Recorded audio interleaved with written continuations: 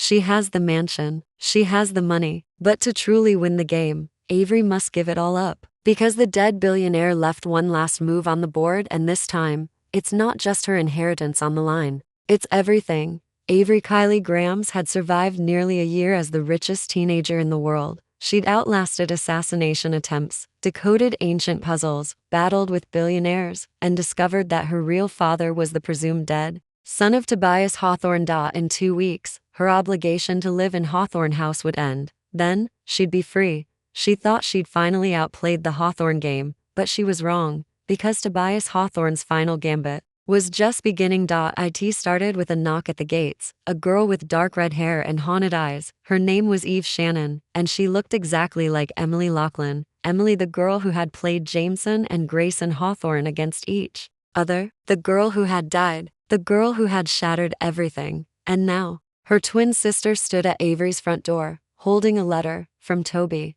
Toby, Avery's biological father, had vanished again months ago, but the letter said he was in trouble, being held against his will. By someone powerful, someone dangerous, someone who wanted to force Avery's hand, the price of Toby's freedom. Avery had to solve the final puzzle. That's when Tobias Hawthorne's posthumous video message appeared. He had recorded it just in case his estate fell into Avery's hands. "If you are watching this," he said, "then I chose you. But the game isn't over. Because there is one final heir, and you must find them. You must pass the test." He had hidden a secondary clause, buried in legal code. Time lock to activate now. Avery's control over the Hawthorne fortune was conditional. If she couldn't identify and locate the final heir within the remaining 2 weeks, she would lose everything. Eve claimed to be the granddaughter of Sheffield Grayson, Tobias's longtime enemy, and also the father of Sky, making Sheffield Jameson and Grayson's grandfather. If Eve's story was true, it meant her bloodline was connected to the Hawthorne tree. But there was something off. She was too perfect, too poised, too connected. Still, Avery couldn't ignore Toby's plea, because if Eve was lying, she wasn't the only one. The Hawthorne boys re-entered the game. Grayson, polished and suspicious, immediately doubted Eve. Jameson, reckless and raw, felt drawn to her perhaps as a mirror of his past. Xander, brilliant and chaotic, kept asking the right questions. Nash, ever the protector, reminded Avery that people lie, especially people who look like Emily. But Avery had no time for jealousy. This was war. Tobias's will had left a literal puzzle buried in the blueprints of Hawthorne House, a mirror maze, accessible only through a code embedded in the chandelier's reflection in the ballroom. Something no one had noticed before. Avery, Eve, and Jameson entered. The maze wasn't just physical. It played memories, holograms, projections of Tobias's life, of his regrets, of Toby's childhood. It was brutal. It was personal. And at the end,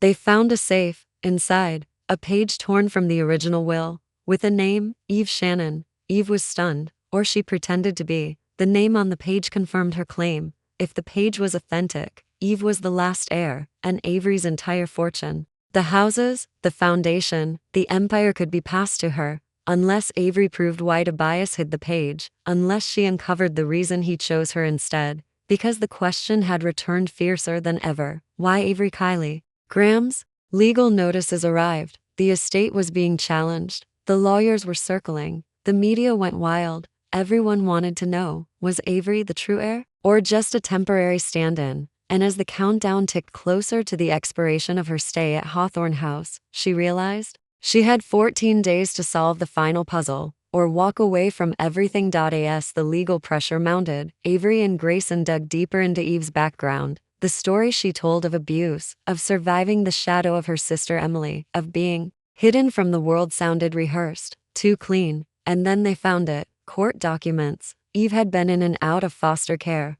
but one name kept appearing on her files: Sheffield Grayson, the man who'd tried to blackmail Tobias, the same man who was Toby's abuser at Drawn Mills. Avery confronted Eve. "You said you didn't know Sheffield." Eve faltered just for a moment, then recovered. "I didn't. Not until I was older. But the damage was done. Jameson saw it. Grayson saw it." Eve was hiding something. Still, she had the page from the will, the legal claim, and unless Avery could disprove her, everything would be taken away. Avery followed a new lead. Tobias had left a series of unmailed letters in the study safe, sealed and encoded. They were written to someone named Alice. In the letters, Tobias wrote about failing his sons, about a daughter he never had, and about wanting to leave something behind that wasn't just money, something redemptive, something worthy. One line stood out: if the world must burn, let it burn for her. Avery realized these weren't letters to Alice, they were letters about her. Eve's presence splintered the brothers. Grayson refused to trust her. He saw a manipulator. Jameson, haunted by Emily's memory, grew closer to Eve, or perhaps to the guilt she stirred in him. Avery felt it all unraveling. The love triangle reignited, but now there was no time for games of the heart, because Tobias Hawthorne had left one more player in motion, and that player was ready to strike. ATM. The alarms went off. Someone had breached Hawthorne House. Security systems were down. The guards weren't responding. Oren rushed Avery to the vault, but it was too late. The safe had been opened. Inside, the original version of Tobias's will, the one that left everything to Avery, was missing. In its place, a single chess piece, the king. The next morning, Eve was gone. No note, no signs of struggle. Just vanished. Jameson panicked. He blamed Grayson, accused him of scaring her off, but Grayson pointed to something else: the lack of evidence. Eve hadn't been taken. She had run. An anonymous message arrived, a video. Toby was shown tied up, bruised, barely conscious. A voice behind the camera said, "If you want him to live, hand over the entire Hawthorne fortune. You have 1 week." Avery froze. This wasn't about inheritance anymore. It was about leverage. Toby wasn't just her father, he was a bargaining chip, and someone was playing Avery like a queen on a board full of traps. A final safe, long hidden behind the massive fireplace in Tobias's private wing, was discovered. Inside, a blueprint, not of the house, but of the estate's trust structure, and an encrypted fail-safe labeled the endgame. It was a legal move, a backdoor in the will, if certain conditions were met, including fraud, duress, or proof of illegal coercion. Avery could transfer everything to someone else, someone of her choosing. Grayson stepped forward. "Let me make the transfer. Name me." He wanted to protect her. To keep the power within the family, but Avery refused. She said, "I've played this game, I've earned this, and I won't give it up, not unless I choose the rules." Jameson kissed her, not out of desperation, but because he knew what was coming. He was going after Eve. Alone. Find Toby. End this. He whispered, "You were always the one, but you don't need me to win." Then he was gone. Avery was running out of time. The ransom deadline ticked down. The will was gone. The legal battle was escalating. The entire world watched as the Hawthorne empire stood on the edge of collapse. And Avery? She made a choice. She wasn't going to wait for answers anymore. She was going to end the game herself. Jameson tracked Eve through every lead he could find. She had gone dark. No financial activity, no electronic trail, but Jameson remembered something Emily once said: "If I ever disappear, follow the gold." He realized she wasn't hiding. She was with Sheffield Grayson, her grandfather, the man who'd once abused Toby, the man who now had Toby locked away. Jameson found them, a remote island, Sheffield's private compound, and in a cellar beneath the main house, Toby, alive but weak, drugged, starving. Eve stood beside him, but her expression didn't scream villainy. It screamed conflict, because Eve wasn't the mastermind, she was a pawn,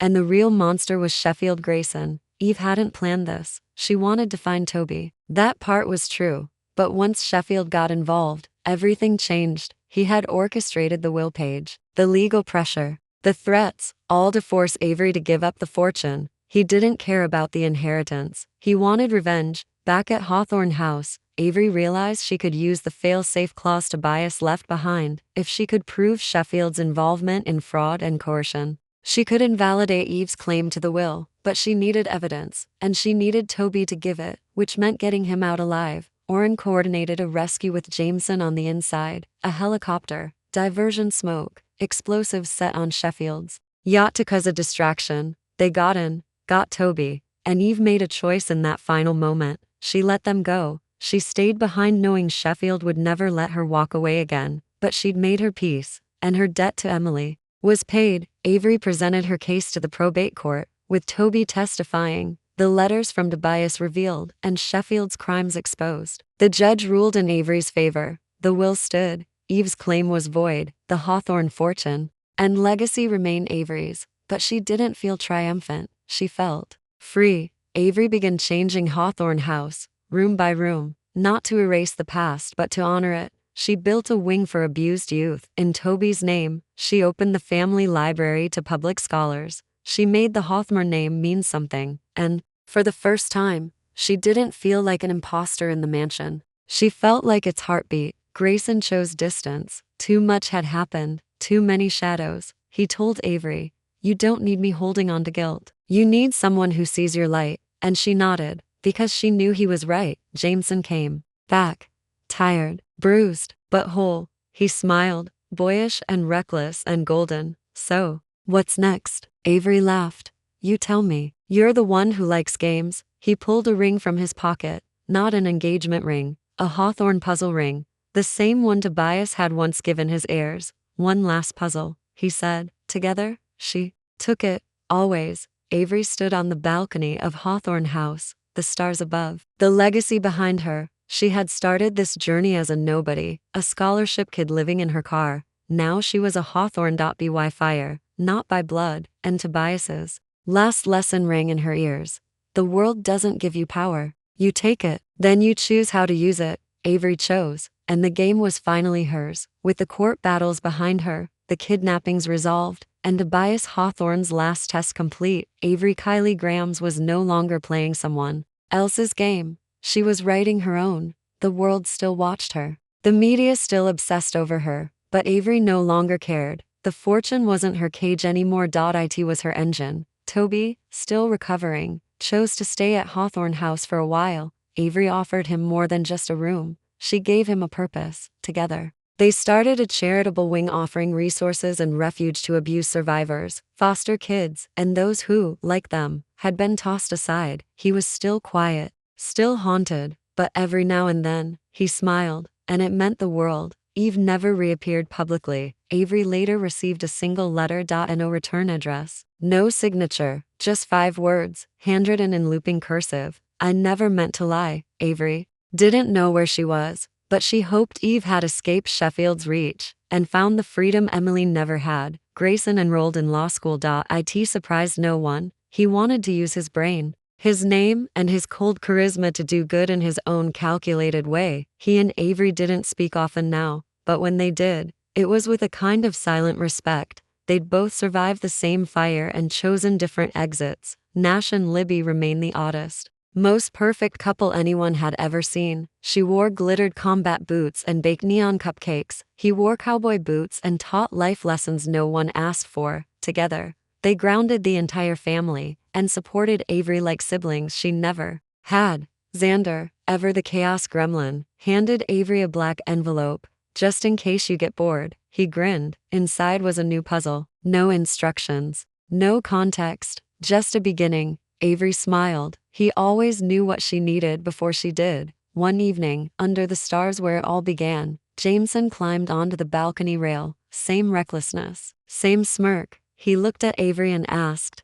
"Now that you've won, what are you going to do?" She didn't hesitate. "Build something worth winning for." He jumped down beside her. "Then let's do it together." Avery didn't become a Hawthorne by birth, or even by luck. She became one by will. She took the games meant to break her and rebuilt them into blueprints. A school for underprivileged geniuses, a tech incubator for young women, a global fund for legal aid. She used the empire not to rule, but to lift others. And in every decision, every signature, every challenge, she asked herself, what would I have needed before this all began? Then she made it real. Exactly a year after Tobias Hawthorne's death, Avery stood in front of a crowd at the Foundation's new headquarters. The reporters waited for her speech. The world watched, but she didn't read from her cards. She looked into the cameras and said, "I was given everything. And I almost lost myself in it, but I'm still here. I didn't win because I'm the smartest or richest or most connected. I won because I refused to stop playing.